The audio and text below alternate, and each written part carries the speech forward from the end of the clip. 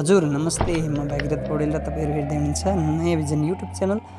सधैँको जस्तै नयाँ नयाँ ज्ञानवर्धक, रोचक, रमाइलो टिप्स, ट्रिक्स, मोटिभेसनल भिडियो साथै न्युजहरू लिएर आउने क्रममा आज पनि म नेपाल सरकार शिक्षा सेवा आयोगको आधारभूत तथा तृतीय श्रेणीको खुल्ला प्रतियोगितात्मक नयाँ पाठ्यक्रमको विस्तृत जानकारी लिएर उपस्थित भएको छु।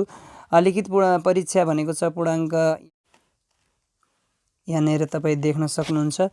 लिखित परीक्षा पूर्णाङ्क 200, सामान्य परीक्षा पूर्णाङ्क 100, विषयगतको 100 भनेको छ।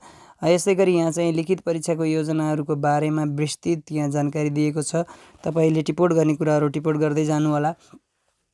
विषय क्षेत्रहरू भनेको छ अब यहाँ सामान्य परीक्षा विज्ञापन भएका सबै विषयहरूका लागि भनेको छ पूर्णाङ्क 100, उत्तीर्णाङ्क 50, प्रश्न सङ्ख्या 50, अङ्कभार 2 अङ्क, 50 का दरले 2 अङ्क, वस्तुगत र बहुवैकल्पिक प्रश्न भनेको छ समय 1 घन्टा भनेको छ। सम्बन्धित विषयको विषयगत परीक्षा पनि दोस्रो भनेको छ फेरि यसमा 100, अनि त्यस्तै गरी उत्तीर्णाङ्क 40, प्रश्न सङ्ख्या 10 र अङ्कभार 10 × 10 गरेर विषयगत विश्लेषणात्मक परीक्षा प्रणाली भनेको छ 3 घन्टाको। त्यस्तै गरी लिखित परीक्षा अन्तर्गत सामान्य परीक्षाको पाठ्यक्रम ढाँचा, विषय क्षेत्र र अङ्कभार दिइएको छ। यहाँनिर सामान्य ज्ञान भनिएको छ एउटा। त्यस्तै विषय क्षेत्रहरूमा शिक्षा सम्बन्धी आधारभूत ज्ञान, सूचना तथा सञ्चार प्रविधि, संविधान, शिक्षा सम्बन्धी ऐन र नियमहरू, बौद्धिक परीक्षण भनेको परीक्षा प्रणाली, वस्तुगत र बहुवैकल्पिक भनेको छ। यो 4वटा मध्ये एउटालाई रेजा लगाउने प्रश्न पर्छ यसमा भन्ने कुरा क्लियर हुनु होला।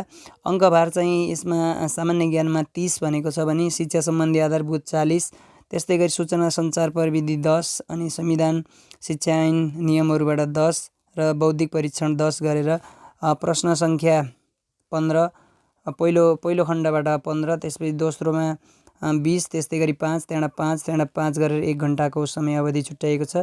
यहाँनिर चाहिँ तपाईँहरू स्पष्ट के हुनु होला भन्दाखेरि यहाँनिर म तपाईँलाई देखाउँ पनि, यो पाठ्यक्रम चाहिँ 2076 11 महिना 1 गतेदेखि लागू हुनेछ भनिएको छ। यो चाहिँ अब हिजोबाट लागू भयो। तपाईँहरूलाई यो क्लियर गराउँ, मैले आज भिडियो बनाउँदैछु। नयाँभन्दा नयाँ कुरा तपाईँहरूले पाउनको लागि नयाँ भिजन युट्युब च्यानललाई फलो गर्दै जानु होला। र यसमा के भनेको छ भन्दा वस्तुगत यहाँ द्रष्टव्यको रूपमा के लेखेको रहेछ भन्दा वस्तुगत बहुवैकल्पिक परीक्षाको लागि 1 घन्टा समय निर्धारण गरिएको छ। वस्तुगत बहुवैकल्पिक प्रश्नहरूको गलत उत्तर दिएमा प्रत्येक गलत उत्तर बापत 20% अङ्क कट्टा गरिनेछ, तर उत्तर नदिएमा अङ्क कट्टा गरिने छैन। यस पाठ्यक्रम अन्तर्गतका विषयवस्तुमा जेसुकै लेखिएको भए तापनि पाठ्यक्रममा परेका कानुन, ऐन, नियम तथा नीतिहरू परीक्षाको मितिभन्दा 3 महिना अगाडि संशोधन भएका वा संशोधन भई हटाएका वा थप गरी कायम रहेका यस पाठ्यक्रममा परेको सम्झनु पर्छ। सामान्य परीक्षा विज्ञापन भएका सबै विषयहरूका लागि एउटै अर्थात् साझा हुनेछ। सामान्य परीक्षामा उत्तीर्ण गरेका उम्मेदवारले मात्र सम्बन्धित विषयको विषयगत परीक्षामा सम्मिलित गराइने छ र सम्बन्धित विषयको विषयगत परीक्षा उत्तीर्ण ल्याउने उम्मेदवारले सामान्य परीक्षामा प्राप्त गरेको प्राप्ताङ्कको 50% अङ्क जोडेर लिखित परीक्षाको नतिजा प्रकाशन गरिनेछ। निम्न माध्यमिक र प्राथमिक तहको परीक्षा छुट्टै छुट्टै सञ्चालन हुनेछ र यो मैले अगाडि भनिसकेँ। यो चाहिँ 11 महिना 1 गतेदेखि लागू हुनेछ। र यसमा आधारभूत तहमा सामान्य परीक्षाको पाठ्यक्रम भनेको जुन सामान्य ज्ञान र समसामयिक विषय छ त्यसमा 30 अङ्कको भनेको खण्ड सम्बन्धी जानकारी रहेछ। यसमा सौर्यमण्डल, सूर्यग्रह, उपग्रह, तारा, पृथ्वी यसको बारेमा, यस्तै गरी विश्वको भूगोल, महासागर, महादेश, भौगोलिक क्षेत्र विशेषताको बारेमा, नेपालको भूगोल, यस्तै गरी नेपालको इतिहास, संस्कृति र सामाजिक व्यवस्था, अरू कुरा तपाईँ आफैले टिपोट गर्नु होला।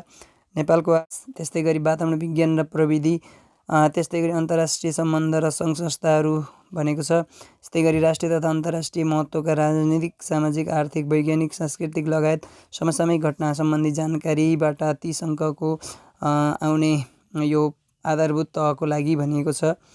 त्यस्तै गरी खण्ड ख शिक्षा सम्बन्धी आधारभूत ज्ञानहरूबाट कहाँबाट आउँछ त भन्दाखेरि शिक्षाको परिचय र नेपालको शैक्षिक विकास, त्यस्तै शिक्षा मनोविज्ञान, त्यस्तै गरी सिकाइमा र प्रभाव पार्ने तत्त्वहरू, सिकाइ प्रक्रिया र सिकाइका सिद्धान्तहरू, पाठ्यक्रम तथा पाठ्यपुस्तक, त्यस्तै गरी शिक्षण सिकाइको योजना, विधि र शिक्षण विधि सामग्री, मूल्याङ्कन परीक्षा भनेको छ। यस्तै गरी अर्को रहेको छ। यस्तै गरी यहाँ शिक्षा व्यवस्थापन र शैक्षिक शैक्षिक सङ्गठन, शिक्षक पेशागत विकास र शैक्षिक अनुसन्धान भनेको छ।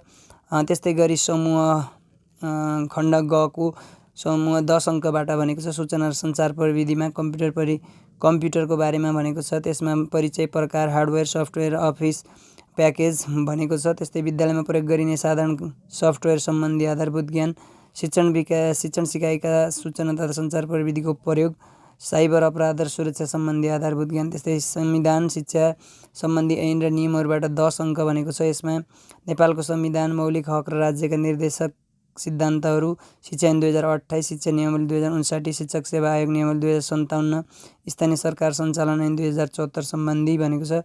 त्यस्तै गरी खण्ड ङ भनेको सामान्य बौद्धिक परीक्षणमा शब्द ज्ञान परीक्षण, समरूपता, शाब्दिक वर्गीकरण, विपरीतार्थक, सामान्यार्थक,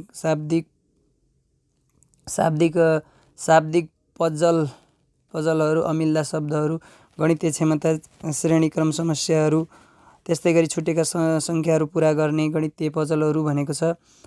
भिन्न दशमलव, प्रतिशत, अनुपात, नाफा नोक्सान, कार्य र समय परीक्षण, तथ्याङ्क परीक्षण, विश्लेषण र प्रमाणीकरण, स्थानीय तार्किक सिपमा वस्तु मिलान, अङ्क सङ्केत, कोडिङ, चित्र मिलान, चित्र पुरा गर्ने, मेट्रिक्स, रिजनिङ। त्यस्तै गरी दृश्यात्मक धारणा सिपहरूमा सीमित सूचनाको आधारमा निष्कर्ष, सामान्य प्रकारका वस्तु पहिचान, असमान वस्तु चित्रण भनिएको छ। यसै गरी यो आधारभूत तहको भनौँ या निम्न माध्यमिक तहको पाठ्यक्रम नयाँ लागू हुने भएको छ।